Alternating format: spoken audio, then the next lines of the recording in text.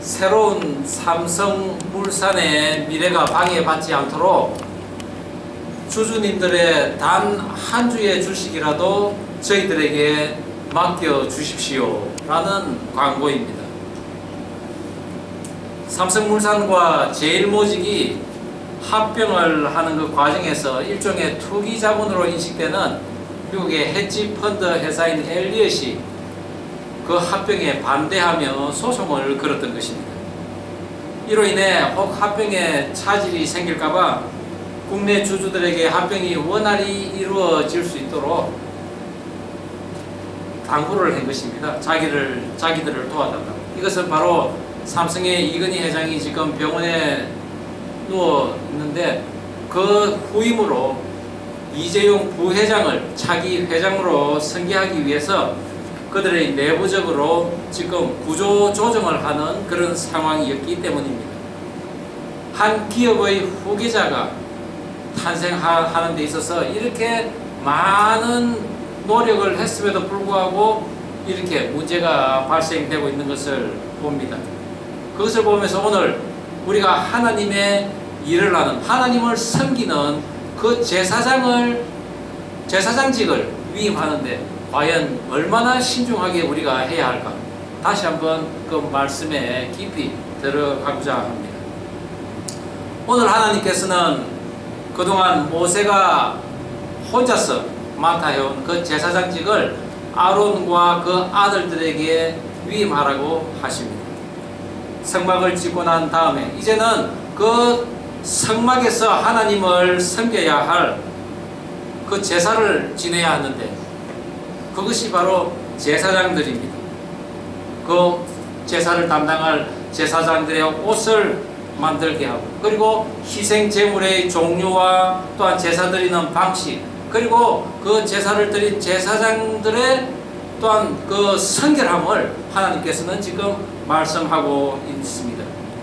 지금까지 모세만 하나님을 단독으로 만나 뵈었습니다. 그리고 그 말씀을 듣고 그 말씀을 이스라엘 백성들에게 전했던 것입니다. 그를 제외한 어느 누구도 하나님을 단독으로 만나지는 못했습니다. 그런데 이제 모세로부터 그러한 제사장직을 물려받은 사람들은 이제 하나님의 말씀을 직접 듣게 되고 그 말씀을 이제 백성들에게 전하게 되었던 것입니다. 특별한 위임식을 지금 준비하는 것입니다. 오늘 저는 우리들이 하나님을 바르게 섬겨야만 그 하나님을 만날 수 있다는 것을 모세가 아론에게 제사장직을 위임하는 그 모습을 통해서 우리가 한번 살펴보고자 합니다. 제사장직의 그 직분을 위임하는 것, 그 첫 번째는 제사를 위한 준비가 철저하게 준비되어야 한다는 것입니다. 우리 본문 29장 1절 다시 한번 한 목소리로 읽어보겠습니다. 시작. 내가 그들에게 나를 섬길 제사장 직분을 위임하여 그들을 거룩하게 할 일은 이러하니 곧 어린 수소 하나와 흠없는 순양들을 택하고. 제사장 직분을 위임하기 위해서는 먼저 하나님 앞에 신고식을 해야 합니다. 하나님, 이러이러한 자가 이제 하나님을 섬기고자 하는데 부족하지만은 최선을 다하겠습니다 라고 하는 것입니다. 그것은 곧 제사의 모습으로 나타납니다. 그런데 그 제사를 드리려면 또한 준비되어야 하는 것이 있습니다. 바로 제물이요 제사를 지낼 사람입니다. 먼저 제물은 수소 한 마리와 순양 두 마리입니다. 물론 병들었거나 상처가 나지 않는 흠없는 것이라야 합니다. 이 수소와 양은 다산을 상징하는 것으로서 이제 제사를 지내는 그 아론의 후예들은 더욱더 풍성하게 번성해야 된다는 것을 의미합니다. 오늘날 만인 제사장 시대를 살아가는 우리 성도들이 모인 이 교회가 똑같이 역사 속에서 사라지지 않으려면 그 교회에서 하나님을 섬겨야 할 제사장들이 끊이지 않고 번성해야 한다는 것을 의미하기도 합니다. 짐승제물 다음에는 곡물 제물을 준비합니다.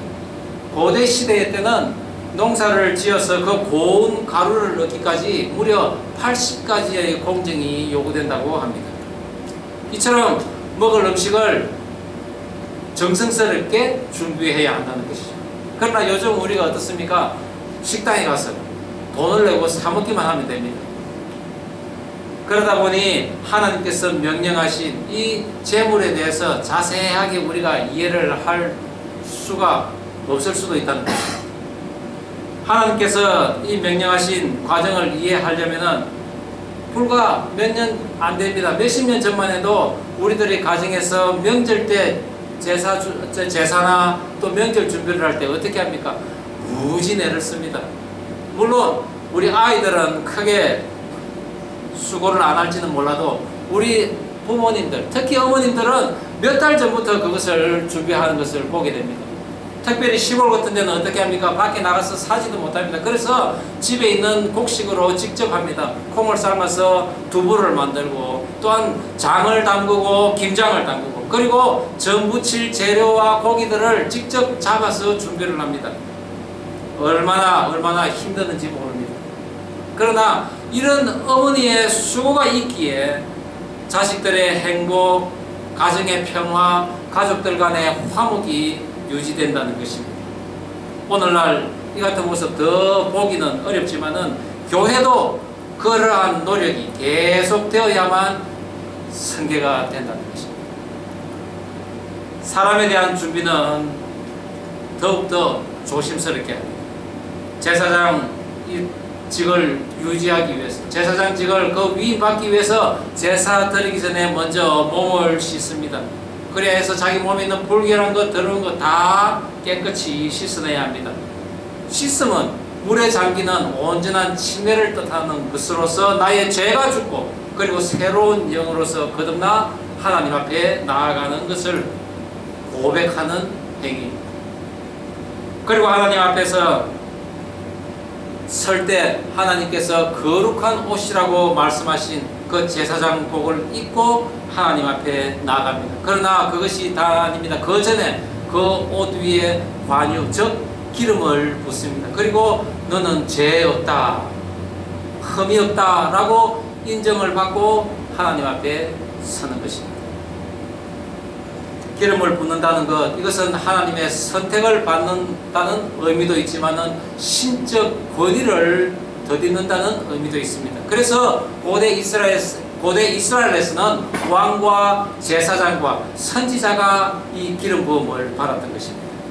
이것은 앞으로 오실 메시아, 즉 기름 부음 받은 자가 이스라엘을 구원할 것이라는 그런 믿음으로 그들은 살아왔지만 정작 그리스도, 헬라어로 다시 이것은 기름 부음 받은 자입니다. 이 그리스도 예수님께서 메시아로 오셨지만은 정작 그들은 그 예수님께서는 아무것도 없는 가난하고 비천한 목수의 아들이라고 인정을 하지 않았던 것입니다. 몸을 물로 씻고 예복을 갖추어 입고 그 예복의 기름을 부음 받음으로 고상하다라는 의미를 가진 이 아론과 그의 아들들은 이제 제사 지낼 수 있는 자의 모습으로 서게 된 것입니다. 하나님께서는 그렇게 임명된 제사장에게 날마다 아침과 저녁에 2번 제물을 드리라는 제사를 명했습니다. 그것은 제사장들이 언제나 방심하지 않고 하나님 앞에 집중하라는 것입니다. 그것은 곧 깨어 기도하라는 것과 같은 의미인 것입니다. 아침 저녁 제사를 드린다는 것은 우리가 가정에서 아침 저녁으로 예배를 드린다는 것과 일맥상통합니다. 저희도 저녁 예배를 드린 것이 10년이 조금 지났습니다. 그런데 거기에는 한 계기가 있었습니다. 저희들이 용인 수지에 살 때인데 그때 딸아이가 바로 아파트 안에 있는 그 학교에 다녔어요. 그런데 저희 그 당시에 제가 조그마한 가게를 했었는데 그 가게와 교회가 다 분당에 있었습니다. 그래서 수지에서 가기가 좀 번거로워서 우리가 분당으로 이사를 가려고 했는데 딸아이가 반대를 하는 것입니다. 왜냐하면 그 학교에 이미 자기 친구들이 너무나 많았기 때문입니다. 그런데 우리는 가야 되기에 딸애를 설득을 했지만은 딸애는 말을 안 듣습니다. 결국은 반 협박을 합니다. 만약에 내가 그 분당에 가서 학교에 적응을 하지 못하고 성적이 떨어지면 다 엄마 책임이라고 합니다. 엄마가 두려워하기 시작합니다. 정말 얘가 학교에 적응하지 못하면 어떨까? 그 당시에는 그런 학교의 왕따 같은 것이 지금도 여전히 있지만 그때도 있었습니다. 그래서 노심초사하다가 결국은 딸아이에게 졌습니다. 그래서 그 동네 아파트에 있는 다른 아파트에 다시 또 이사를 가게 되었습니다. 그런데 사단이 그날 이사하는 날 벌어졌습니다. 짐을 다 빼고 그 집을 갔는데 그 집에서 부부간에 문제가 있어서 그 집이 비워지지를 못한다는 것입니다. 경찰이 왔는데도 그 집은 요지부동입니다. 결국은 저희들은 집을 그 앞마당에 주차장에 잔뜩 세워놓고 들어가지를 못합니다. 우리는 돌아갈 수도 없습니다. 벌써 우리가 짐 다 뺀 그것은 다른 사람들이 지금 들어오기 시작했던 것입니다. 하나도 안 돼가지고 다른 방법을 찾는 게 그 부동산도 의의가 없습니다. 100년 만에 한 번 있을까 말까 한 일이라는 것입니다. 그러다가 차선책으로 찾은 것이 바로 그 아파트에 있는 월세 아파트를 찾은 것입니다. 이곳에서 한두 달 정도 있다가 집을 구해서 이제 나가기로 했던 것입니다. 결국은 밤 10시나 되어서 겨우겨우 집만 다 널어놓고 집에 다 들여놓고는 우리 가족은 거실에 삥 둘러앉아서 예배를 받습니다. 그것이 저녁 예배가 시작된 것입니다. 그런 준비가 있었기에 오늘날 제가 이 목회자까지 오지 않았나 그런 생각이 됩니다. 또 막상 목사가 되고 나니 새벽 예배를 드려야 한다고 합니다.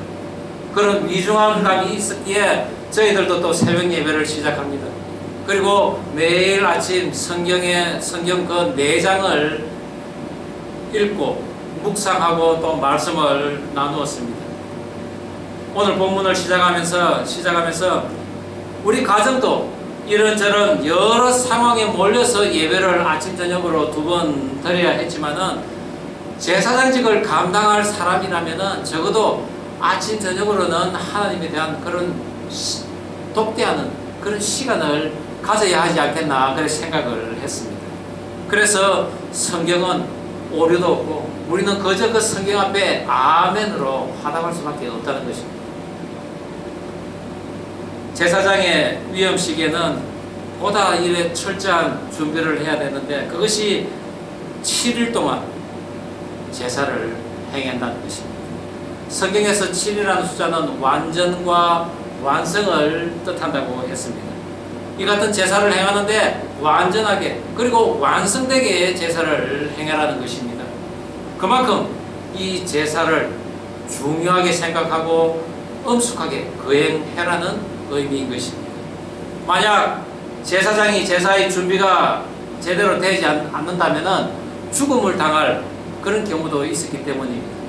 그런데 성경에서는 이 제사에 대한 준비가 제대로 이루어지지 않은 제사장이 죽음을 당한 그런 경우가 있습니다.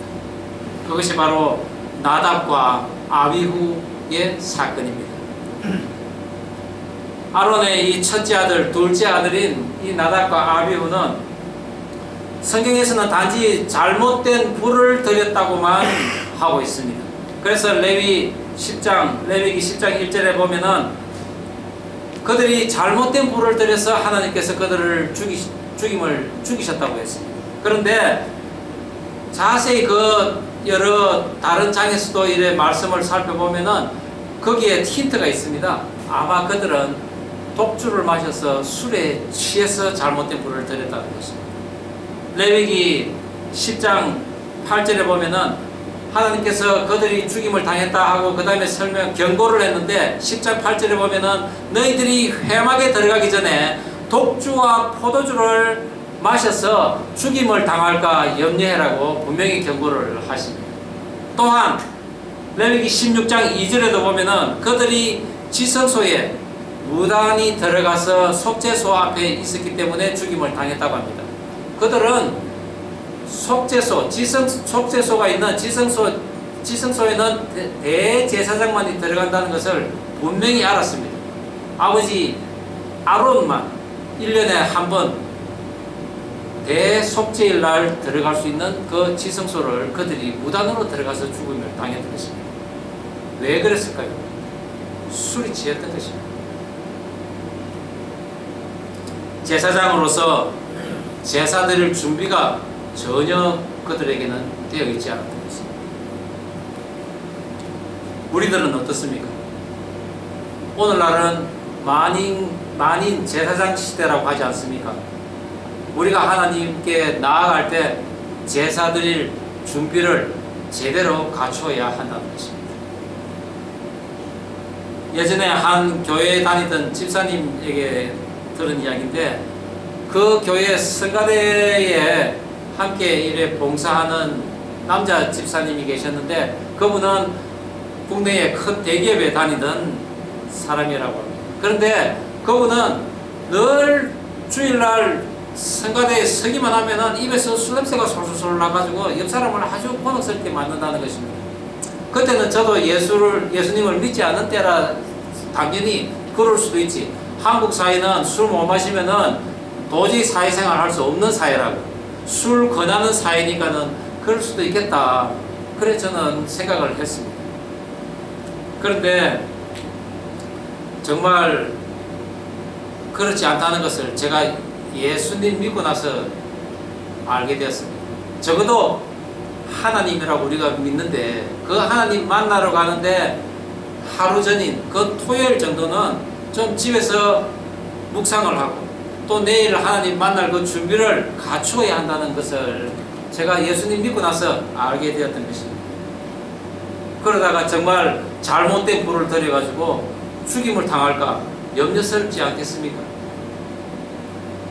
이런 많은 준비를 한 제사에서 하나님께서는 여러 가지 모습을 보여주셨는데, 가장 중요하게 생각한 것이, 중요하게 너희들이 봐야 될 것이 바로 제물의 피라고 하나님께서는 말씀하십니다. 왜냐하면 피는 생명이기에 제사장의 옷과 제단에 뿌림으로써 죄로 죽어야 할 우리들이지만 우리 죄를 대신해서 그 짐승 제물을 바치고 하나님 앞에 나아갈 때 우리의 죄는 다 그 연기 속으로 사라지고 타버린다는 것입니다. 새 생명은 나에게 속해지고, 그리고 그 새롭게 받은 나의 생명을 거룩한 산 제사로 드리는 그 결단이야말로 이 제사를 준비하는 모든 그 수고와 준비의 결실이라는 것입니다. 우리가 살아가면서 하나님 제대로 만나려면은 많은 상황에서, 많은 방식에서 준비를 많이 해야 할 것입니다. 하나님께 나아가는 것이 까다롭고 복잡하고 또한 많은 수고를 해야 하는 조건이 있지만은, 그 삶은 우리를 힘들게 하는 것이 아니라 예전에 종되었던 그 애굽에서 우리를 이끌어내서 산 소망을 주신 그 하나님께 가까이 나오게 함이라는 것입니다. 그 소명에 만반의 그 준비를 갖춘 후 내가 누구를 보내며 누가 우리를 위해 갈고라고 하는 그 하나님의 음성을 들었을 때, 제가 여기 있나이다, 나를 보내소서 라며 당당히 하나님 가르치신 그 길로 걸어가는 저와 여러분 되기를 주의 이름으로 축원합니다. 그리할 때 우리는 하나님을 만날 수 있는 것입니다. 제사장의 직분을 위임하는 것 두 번째는 제단을 거룩하게 해야 한다는 것입니다.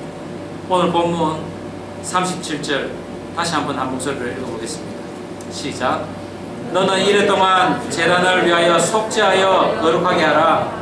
그리하면 지극히 거룩한 제단이 되리니 제단에 접촉하는 모든 것이 거룩하리라. 오늘 하나님께서 제사장의 직을 위임하는데 특별하게 강조한 단어가 있습니다. 그것이 바로 거룩이라는 단어입니다. 이 29장에서만 거룩이라는 단어가 무려 16번이나 나옵니다. 이 거룩이라는 단어, 카다시라는 단어는 의식적으로나 도덕적으로 구별하여 깨끗해지다라는 의미를 가지고 있습니다. 하나님이 거룩하시기에 그 하나님께 드릴 제물은 반드시 거룩해야 합니다. 또한 그 제물을 드릴 제사장 또한 거룩해야 함을 하나님께서 말씀하신 것입니다. 그리고 하나님께서 또한 말씀하시기를 제단에 접촉하는 것은 모든 것이 거룩해지리라고 하셨습니다. 거기에 특별한 의미가 있습니다. 접촉하다라는 이 나가라는 단어는 손대다, 만지다라는 뜻도 있지만은 결합하다라는 의미를 또한 가지고 있습니다. 어떤 의미입니까? 제단에 접촉하는 모든 것은 하나님에게 속하여 하나님과 결합하다는 의미를 가진다는 것이죠. 하나님은 거룩하시지만 우리 인간은 결코 그렇지 못합니다. 그런데 우리가 거룩해지도록 하나님께서는 하신 게 있습니다. 그것은 바로 지금까지 말씀하신 하나님의 말씀을 우리가 순종으로 임할 때 하나님께서는 우리 죄를 가리시고 거룩하다고 인정해 준다는 것입니다. 의롭다고 칭해 준다는 것입니다. 그래서 제사장이 모든 준비를 기도와 감사로 하며 부족하지만은 최선을 다할 때 그것이 곧 하나님을 기쁘시게 하는 것으로 간주하시고 우리를 거룩하다라고 해주신다는 것입니다. 그렇지만 순종, 하나님의 그 말씀에 순종하는 것 그렇게 쉽지 않습니다. 상당히 어렵습니다. 그러나 우리는 반드시 순종해야 한다는 것이죠. 언젠가 한 목사님이 그러시더라고요. 짐승을 제물로 하나님 앞에 드리면은 그 제물은 그 제단에 가만히 있습니다. 왜 그렇습니까? 이미 죽임을 당했기 때문입니다. 그런데 우리 인간은 하나님 앞에 산제사로 드린다고 올리는데 이것이 제단에 가만히 있지를 않습니다. 언제나 꿈틀꿈틀 된다는 것입니다. 그러다가 어떤 험한 일이라도 당한다면은 당장 그 제단에서 뛰어내려와서 도망을 가버리는 게 우리 인간이라고 합니다. 나는 매일 죽노라고 하면서 누가 한번 툭 치면은 그저 발끈하고 어떤 내게 어떤 어려운 일이 있으면은 당장 그 자리를 박차 나가는 그런 것이 바로 우리들의 모습이라는 것입니다. 그래서 끊임없이 우리는 그 순종의 제사를 드리는 것입니다.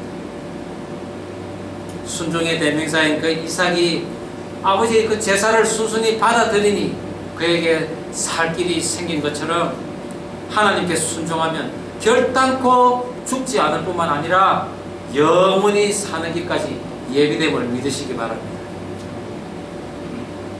이렇게 제단과 제사장의 거룩을 유지하는 것이 바로 순종의 제사인데 오늘 하나님께서 드려지는 그 제사는 속죄제와 번제와 화목제 이 세 가지입니다. 속죄제를 위해 수소를 드리는데 거기에는 또한 부정과 부패를 상징하는 누룩을 절대 썩지 않은 무교병을 함께 드리라고 하십니다. 또한 이 수소를 드릴 때는 내장을 다 끄집어내어서 그 내장만 하나님 앞에 태우라고 합니다. 그리고 나머지 고기와 가죽, 똥은 집 밖으로 갖고 나가서 불사르라고 합니다. 그것은 마치 우리 죄를 태우는 것처럼 모든 것이 다 태워지지만 불결한 것은 하나님 성막에 안에 있지 말고 밖에 나가서 태우라는 것입니다. 그런데 하나님께 가장 좋은 것을 드리라고 하는데 이 내장은 당시에 가장 귀한 것으로 취급을 했다는 것입니다. 우리 몸도 마찬가지 아닙니까? 우리 몸에서도 오장육부가 그래도 가장 중요합니다. 빌레몬서에 보면은 사도 바울이 빌레몬에게 편지를 하는데 그 빌레몬에게 크게 손해를 입히고 도망쳐온 노예인 오네시모를 너가 나를 봐서 특별히 용서해라고 합니다. 그러면서 사도 바울은 오네시모는 나의 신복과 같다고 그렇게 편지를 보냅니다. 그때 말하는 이 신복이 내장이라는 단어입니다. 그만큼 이 오네시모는 사도 바울에게 중요한 사람이었던 것입니다. 그런데 이 내장인 우리 생명과 관계가 있을 만큼 정말 중요한 기관으로 섭취한 음식물을 소화하고 또한 그것을 영양분을 공급을 하는 역할도 있지만은 불필요한 찌꺼기를 또한 생산하는 곳이 또한 우리 내장인 것입니다. 그것은 무슨 이야기입니까? 우리 성도가 중요한 위임을 맡은 제사장직을 위임받아서 그것을 거룩하게 한다 하지만은 그 제사장에게도 언제나 더러운 것이 끼일 수가 있다는 것입니다. 그래서 제사장은 항상 자기를 살펴야 한다는 것입니다. 그리고 내 안에 또 내 그 몸에 더러운 것이 있다면은 깨끗하게 빨리 털어버리고 불에 태워 없애라는 것입니다. 우리 모두가 더러운 것은 또한 악한 죄 이런 모든 것을 태워버리는 그런 의지를 가지고 살아야 할 것입니다. 하나님께 온전한 헌신을 상징하는 아침 저녁으로 드리는 번제 그리고 하나님과 화목하게 지내는 것을 감사하고자 하는 화목제 이 모든 것들이 하나님께 온전하게 드려질 때 우리의 모습이 점점 거룩해진다는 것을 하나님께서는 말씀하고 있습니다. 자기 죄를 전부 태우고 또한 온전한 헌신을 다짐하고 화목제물을 함께 나누는 것 이 모두가 거룩해지는 제사를 드리기 위함이라는 것입니다. 제물을 드릴 때 특별하게 신경 써야 할 것이 이 제사장의 모습입니다. 하나님께서는 제사장에게 성결을 유지하라고 하면서 말씀하신 것이 그 제물의 피를 갖다가 그들의 오른쪽 깃뿌리에 바르고 그리고 오른손에 바르고 그리고 오른발에 발라라고 합니다. 성경에서 오른쪽은 의로운 쪽이요 강한 쪽이라고 했습니다. 즉 듣는 것에 대한 성결함 그리고 어떤 일을 행하는 데 있어서의 성결함 또 어디를 가는 곳에 대한 성결함을 반드시 강하게 유지해라는 것입니다. 어떻습니까 여러분? 여러분들은 만약에 누구를 험담하는 이야기를 들었을 때 어떻게 합니까? 재밌다고 같이 동조를 합니까? 즉시 그 자리를 떠나는 여러분이 되기를 바랍니다. 어떤 악한 일을 하는 조짐이 있다 즉시 그 일에 손을 놓기를 바랍니다. 어떤 곳에 가는데 그곳에 악한 영이 있고 어떤 곳에 하나님이 멸시받는 곳이 있다 그곳에 가지 말아야 한다는 것입니다. 그것이 우리 만인 제사장으로서 귓뿌리의 성결 그리고 오른손의 성결 발의 성결을 유지하는 것입니다. 그것이 매일매일의 삶에 우리가 명심하고 행해야 되는 그런 성경적인 삶임을 믿으시기 바랍니다. 제단을 위하여 속죄하여 거룩하게 하라는 그런 말씀이 36절과 37절에 계속 반복되고 있는데 이것은 제단뿐만이 아니라 성소의 모든 기구와 그리고 단 위에 올라가는 제물도 거룩하게 속죄되어야 된다는 것입니다.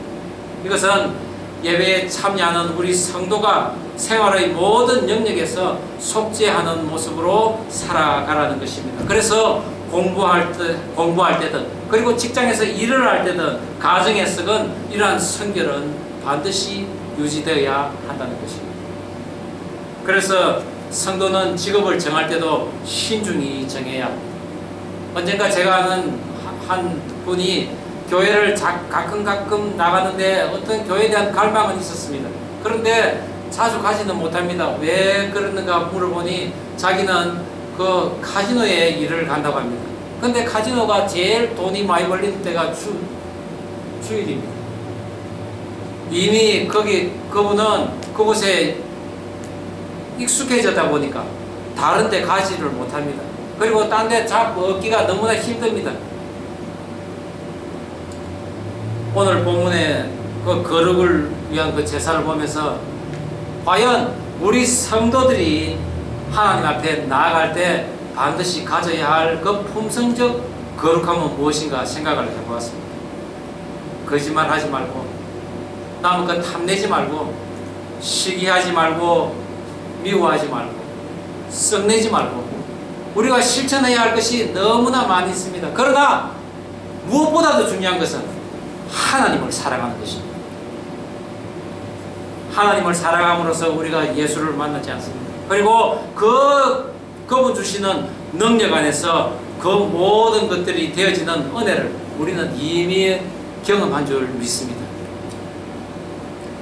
내가 하나님을 기뻐한다는 것은 그 하나님의 말씀을 이행하는 것이며, 하나님께서는 그러한 자를 거룩한 자로 간주하시고 그가 하는 모든 일들을 거룩하게 하고 또한 형통한 삶을 살게 해 주신다는 것입니다.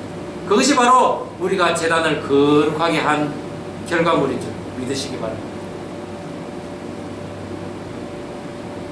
베드로 후서에도 보면은 너희로 우리 주 예수 그리스도를 알기에 게으르지 않고 열매 없는 자가 되지 않게 하려니와 라고 베드로는 이야기합니다. 그렇습니다. 예수를 만나면 우리는 열매 맺는 사람이 된다는 것입니다. 있기 전에 떨어져 나가버리는 그런 썩은 열매가 아니라 열매마다 알곡이 가득한 그런 풍성한 열매를 맺을 줄 믿으시기 바랍니다. 이는 너희가 대대로 여호와 해망문 앞에서 늘 드릴 번제라. 내가 거기서 너희와 만나고 너에게 말하리라 라고 하신 그 하나님께서 우리를 만나 주시는 그곳은 언제나 거룩한 곳입니다. 그런데 여러분, 그 거룩한 것이 점잖고 우아하고 락슈리해서 얻어지는 것은 결코 아닙니다. 제사를 지내는 그 성소는 차라리 지금 전쟁터와 같습니다. 왜 그렇습니까? 매일같이 짐승들이 비명 지르며 죽어가는 곳이 바로 지금 성막입니다. 그리고 그 사방에는 피가 뿌려지고 피 비린내가 납니다. 제사장들의 옷은 전쟁터에서 막 돌아온 그런 옷을 입고 있습니다.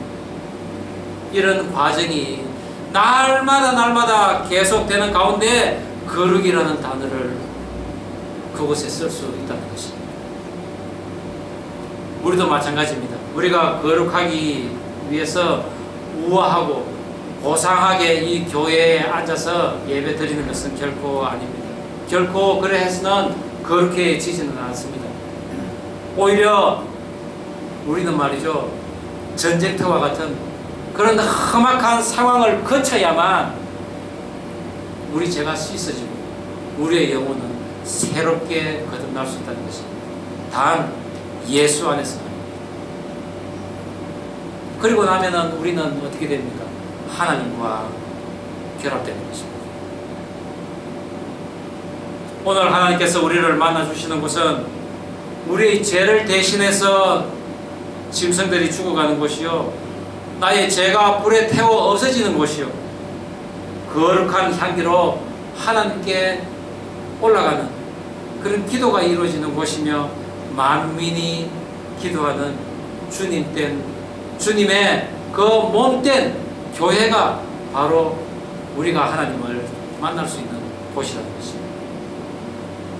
주님께서 이 땅에서 3년간 공생애를 하시고 제자들을 가르치며 십자가의 그 죽음마저도 이기신 후에 하늘 아버지에게 올라가시기 전에 제자에게 그 주님 가진 대제사장직을 위임하셨습니다.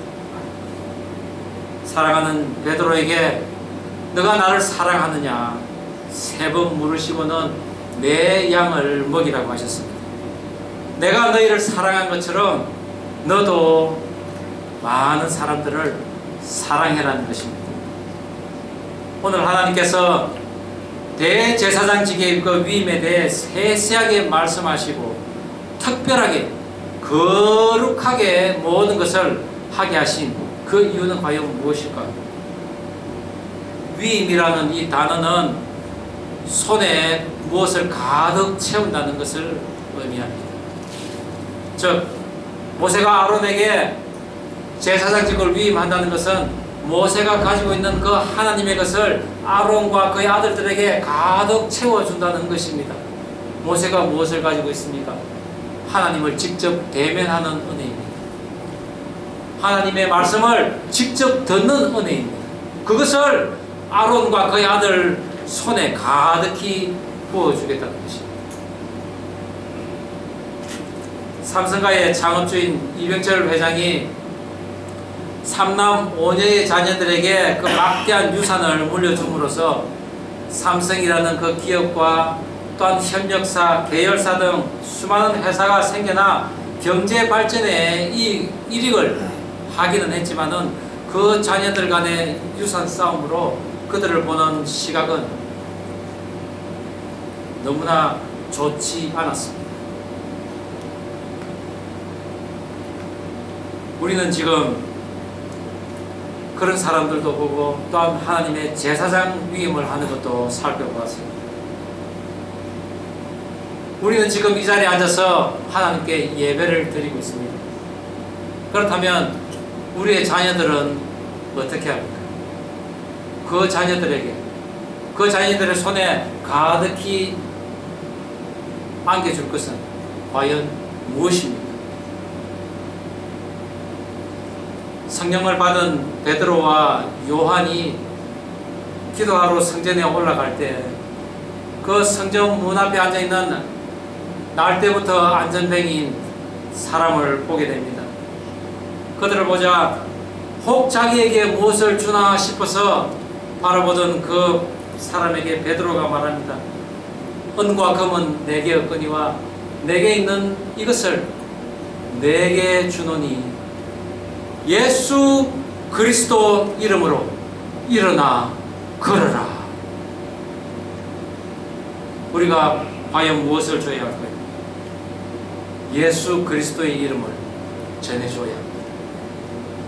그 주님을 나의 후손에게도 잘 전할 수 있도록 우리는 매일같이 거룩한 제물을 준비하고 또한 거룩한 옷을 입어서 그 하나님과 만나고 그 하나님의 말씀을 듣는 그런 복된 삶을 살아가는 저와 여러분 되기를 주의 이름으로 축원합니다. 기도하시겠습니다. 우리 이 시간 다 함께 기도하면 좋겠습니다. 하나님, 그렇습니다. 제가 합당한 제물을 준비하기를 원합니다. 정결한 옷을 입기를 원합니다. 제 자신 성결의 모습을 갖추기를 원합니다. 이런 모든 것을 다 갖추고 하나님 앞에 나아가게 하옵소서. 그런 거룩한 삶을 살 때 나의 후손에게도 아름다운 제사장직을 위임하는 그런 은혜가 있기를 원합니다. 라고 기도하는 우리 모두가 되기를 바랍니다. 우리 다 함께 기도하시겠습니다. 하나님 아버지 감사드립니다. 오늘 말씀 주시면 우리가 이 말씀 가슴에 담기를 원합니다. 그렇습니다. 오늘 저도 제사장직을 또한 위임받았을 때 거룩한 제물 또한 거룩한 옷을 입고 또한 정결한 모습을 갖춘 채 하나님 앞에 나아가기를 원합니다. 우리가 그런 모습으로 나아갈 때 하나님을 직접 만나고 또한 그 하나님으로부터 말씀을 들을 줄 믿습니다. 그런 모습으로 살아갈 때 내 가정, 내 직장 그리고 내가 속해 있는 이 공동체도 모두가 거룩하게 될 줄 믿습니다. 그곳에서 일하시는 그곳에서 또한 나를 만나주시는 그 하나님을 모두에게 전하며 살아가는 그런 복된 인생 되게 하여 주시옵소서. 하나님 아버지 감사합니다. 오늘 제가 제사장직을 받기를 원합니다. 제사를 위한 합당한 제물, 정결한 옷 그리고 나 자신 성결의 모습을 갖추며 하나님 앞에 나아가게 하옵소서. 거룩한 삶을 살며 나의 후손에게도 이런 아름다운 제사장직을 위임하는 은혜가 있게 하시고 그들도 평생 하나님을 알아가는 그리고 하늘로부터 내려오는 신령한 복을 받고 살아가는 인생 되게 하여 주시옵소서. 감사드리오며 예수님 이름으로 기도드립니다. 아멘.